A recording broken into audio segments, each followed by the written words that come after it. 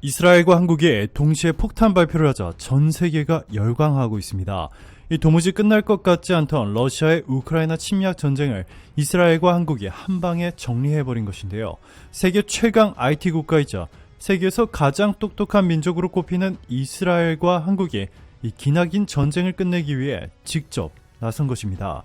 이 독일과 프랑스뿐만 아니라 심지어 미국조차 해결하지 못한 일을 이스라엘과 한국이 도대체 어떻게 한 방에 아주 깔끔하게 해결해버렸는지 지금부터 이 놀라운 내용 최고 수익률에서 여러분들에게 전해드리겠습니다. 이 하루빨리 전쟁이 끝나길 간절히 기도하고 있는 우리의 바람과는 달리 이 러시아가 점점 더 미쳐 날뛰고 있습니다. 러시아가 몇 주 안으로 지금까지와는 비교가 안 될 정도로 엄청난 규모의 대규모 공습을 감행할 것이라는 충격적인 소식이 전해졌습니다. 우크라이나가 여기에 대비하고 있다고 우크라이나 대통령실 고위 관계자가 지난달 31일 밝혔습니다. 이 올렉시 다닐로우 우크라이나 국가안보국방회의 서기, 즉 사무총장 격은 이날 스카이뉴스와 인터뷰에서 러시아가 최대 규모의 공격을 준비하고 있다. 이 가능한 모든 것을 결집해 러시아의 공격에 대비한 훈련과 연습을 하고 있다라고 말했는데요. 다닐로우 서기는 특히 러시아가 침공을 개시한 작년 2월 24일처럼 우크라이나 남북 동쪽 이 3방향에서 동시다발적으로 전면 공격을 벌여올 가능성도 있다고 내다봤습니다. 그는 심지어 이런 공격을 전쟁 1주년 기념일 당일에 벌일 수도 있다고 전망했습니다. 다닐로우 서기는 모든 것이 가능하다. 2-3주 안에 벌어질 수 있는 어떤 시나리오도 배제하지 않고 있다고 말할 수 있다 라고 말했습니다. 그러면서 작년 9월 블라디미르 푸틴 러시아 대통령의 부분 동원령으로 징집된 군 장병 32만 명 가운데 약 절반인 16만 명 정도가 이번 대규모 공격에 투입될 것으로 예상했습니다. 이 다닐로우 서기는 이번 전쟁 들어 가장 격렬한 전투가 조만간 벌어질 수 있다고도 전망했는데요. 이런 가운데 알렉산드로 루카셴코 벨라루스 대통령이 우크라이나와 전쟁을 벌이는 러시아에 더 많은 지원을 할 수 있다고 밝혀 참전을 시사해 전쟁 규모가 무섭게 커지고 있다는 보도가 쏟아져 나오고 있습니다. 이 루카셴코 대통령은 남부 아프리카 국가 짐바브웨를 국빈 방문해 연 기자회견에서 우크라이나 전쟁에 대한 지원을 강화하라는 러시아 측의 압박을 받고 있는가라는 질문에 이같이 답변했습니다. 이 세계 군대 중에 가장 잘 조직됐을 뿐만 아니라 가장 첨단의 무기로 무장한 군은 단연 이스라엘 방위군입니다. 그런 이스라엘 방위군이 마음먹고 5대 혁신 무기를 공식적으로 공개했습니다.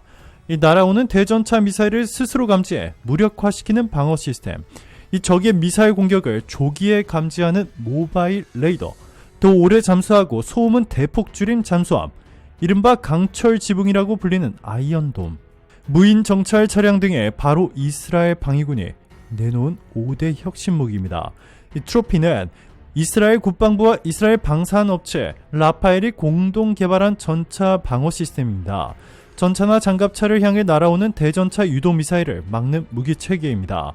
전차를 향해 날아오는 미사일을 조기에 탐지, 추적, 무력화시키는 방식입니다. 이 말이 쉽지 미사일의 속도와 발사 거리를 감안하면 1-2초 안에 모든 과정을 마무리해야 합니다. 게다가 적의 미사일임을 정확히 판단하려면 고도의 기술이 필요합니다. 어찌됐든 신뢰도가 높은 이스라엘 방어군이 트로피 개발에 성공했다며 이 필드 테스트 동영상까지 공개했으니 믿지 않을 도리가 없습니다. 모바일 레이더는 말 그대로 휴대 가능한 레이더입니다. 중대가 됐든 대대가 됐든 부대 단위별로 가지고 다니다가 적의 로켓 공격을 조기에 탐지하는 것이 주요 기능입니다. 이 모바일 레이더는 아군을 공격하는 화력의 원점을 파악한 뒤 아군이 대피하든 공격하든 대응할 수 있는 능력을 확보해 준다고 합니다. 이 모바일 레이더가 워낙 민감해서 이 단거리 로켓 공격 원점도 순식간에 알아낸다고 합니다. 이 돌핀급 잠수함의 신형을 이스라엘이 개발했습니다. AIP, 즉 Air Independent Propulsion 기술을 적용해 잠수 기간을 대폭 늘린 것이 가장 큰 특징입니다. 이 스텔스 기능도 구형에 비해 획기적으로 향상됐다고 이스라엘 방어군은 밝혔습니다. 그럼에도 56m인 기존 돌핀급 길이보다 길어졌고 두께도 더 두꺼워졌다고 하네요. 구체적인 성능은 밝히지 않았지만 최신의 하프 미사일과 어뢰를 장착했고 소나 등 탐지 능력도 개선했다고 이스라엘 방위군은 덧붙였습니다. 5대 혁신 무기에 포함될 정도면 숨겨놓은 재원들이 많을 것으로 보입니다.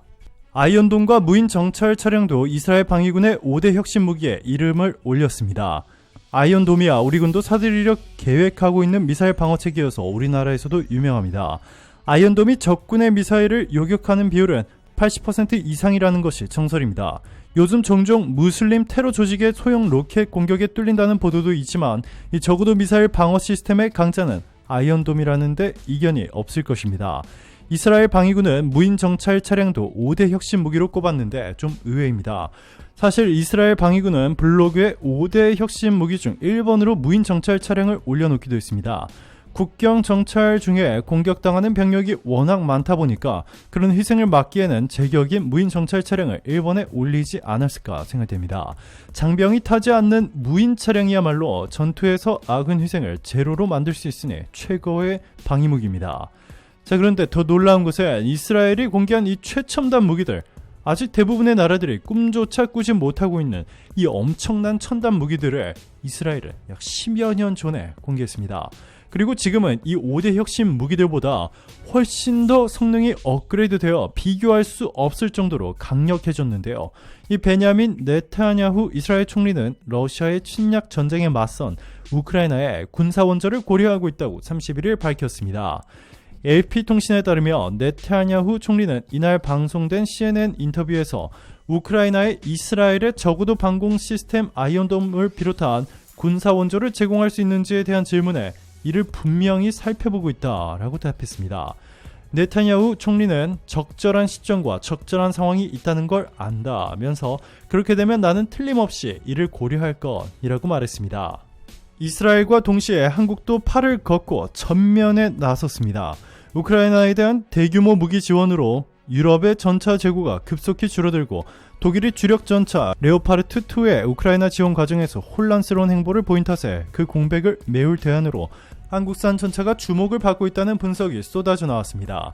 이 블레이크 헤르징거 미국 기업 연구소 인도태평양 국방정책연구원은 30일 미국의 외교 전문지 Foreign Policy에 쓴 기고문에서 우크라이나의 전차 지원을 둘러싸고 독일이 자초한 논란으로 유럽의 국방 파트너들이 새로운 대안을 찾고 있다며 한국의 K2 전차를 주목했습니다. 헤르징거는 한국이 유럽의 전차 시장을 휩쓸 수 있다라는 제목의 기고문에서 한국의 현대로템과 하나디펜스가 폴란드와 대규모 무기 계약을 따낸 점을 언급하며 폴란드에게 한국과의 거래는 독일 방산업체 라인메탈보다 훨씬 빠르고 경쟁 있는 금액으로 전차를 확보하는 방안이라고 평가했습니다. 폴란드는 한국 업체들과 컨소시엄을 구성해 K2의 폴란드형 개량 모델인 K2PL과 폴란드형 자주포인 K9PL을 생산할 예정입니다. 지난해 폴란드는 한국 방산업체들과 K2 전차 1000대, K9 자주포 672문, FA-50 경공격기 48대, 천무 다연장 로켓 288문 등 이 대규모 무기 공급 계약을 체결한 바 있습니다. 지난달 6일 K2 전차와 K9 자주포 초도 물량이 폴란드 현지에 도착한 직후 열린 인수 행사에는 안제이 두다 폴란드 대통령과 마리우시 부아슈차크 부총리 겸 국방장관 등 이례적으로 정부 고위 관계자들이 대거 참석하기도 했습니다. 계약 체결 후 불과 4개월 만에 초도 물량이 현지에 도착한 것 역시 상당히 이례적입니다. 헤르징거는 폴란드뿐만 아니라 튀르키예, 슬로바키아, 노르웨이 또한 K2 전차 도입을 위해 한국과 협의하고 있다며 동유럽의 구식 소련 시대 전차 중 다수가 이미 우크라이나로 보내졌기 때문에 이 K2는 방위 관계를 다양화하고 업그레이드하려는 여러 국가에게 적합할 수 있다라고 평가했습니다. 그러면서 한국이 전 세계에서 유일하게 최첨단 전차 대량 생산 시스템을 갖추고 있다며 한국 무기가 유럽을 뒤덮어 러시아를 강하게 압박하는 형세가 만들어졌다고 전했습니다. 나토 사무총장도 한국산 무기가 유럽을 도배하는 것에 적극 찬성했고 심지어 한국 무기가 우크라이나에 직접 전달될 수 있도록 하겠다는 강한 의지를 표출했습니다. 옌스 스톨텐베르그 북대서양조약기구 이 나토 사무총장은 30일 한국이 러시아의 침공을 물리치는데 우크라이나의 무장을 도울 수 있도록 분쟁 국가에 무기를 수출하지 않는 규칙을 제고해 줄 것을 요청했다라고 미국의 CNN이 이날 보도했습니다. 그는 만약 러시아의 푸틴 대통령이 승리한다면 그와 다른 권위주의 지도자들에게 보내는 메시지는 그들이 무력 사용으로 원하는 것을 얻을 수 있다는 확신이 생길 것이며 이는 세상을 더 위험하게 만들고 우리를 더 취약하게 만들 것이라고 강조하며 한국산 무기가 유럽 전체를 장악하며 유럽의 군사력을 완전히 다른 레벨로 바꿔준 것처럼 우크라이나도 한국산 무기로 도배한다면 현재 상황이 180도 바뀔 것이라 확신했습니다. 오늘도 감사합니다. 최고로 멋진 하루 보내시길 바랄게요.